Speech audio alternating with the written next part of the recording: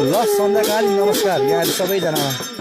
आज 2082 साल माघ महिनाको 28 गते बुधबार प्रसिद्ध शक्तिपीठ पाथिभरा मन्दिरमा सधैँ गुरुहरूले चाहिँ सन्ध्याकालीन आरती गर्दै गरेको दृश्य यहाँलाई देखाउन मौका पाएँ। एकदम खुसी छु।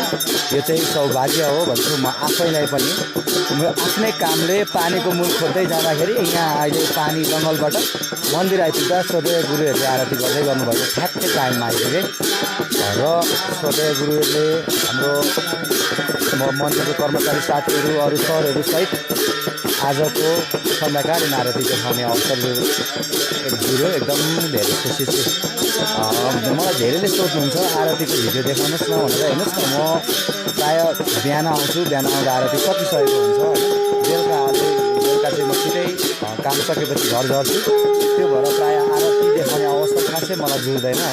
अब सिजन लागेपछि चाहिँ बिहान राति नै आउनुपर्छ र प्रायः आरती देखाउन सक्छु, तर अहिले चाहिँ त्यति जुर्दैन। तर आज जुर्यो, एकदम खुसी छु। म आफू पनि आरतीमा सामेल हुन पाएँ। सधैँ गुरुहरूसँग उभिएर आरतीमा, बाहिर गणेशको शिवको आरतीमा उभिएर होइन उहाँहरूसँग आरती गर्न पाएँ। एकदम खुसी लाग्यो।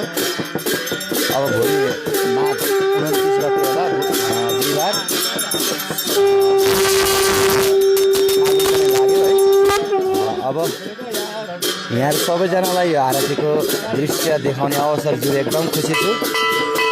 भगवानले हामी सबैको रक्षा गरून् भन्दै पाथिभरा मन्दिरबाट यहाँलाई आरतीको दृश्य देखाउँदै यहाँहरू सम्पूर्णमा पाथिभरा मन्दिरबाट आज मिति 2082 साल माघ महिनाको 28 गते बुधबार सबैजनालाई नमस्कार।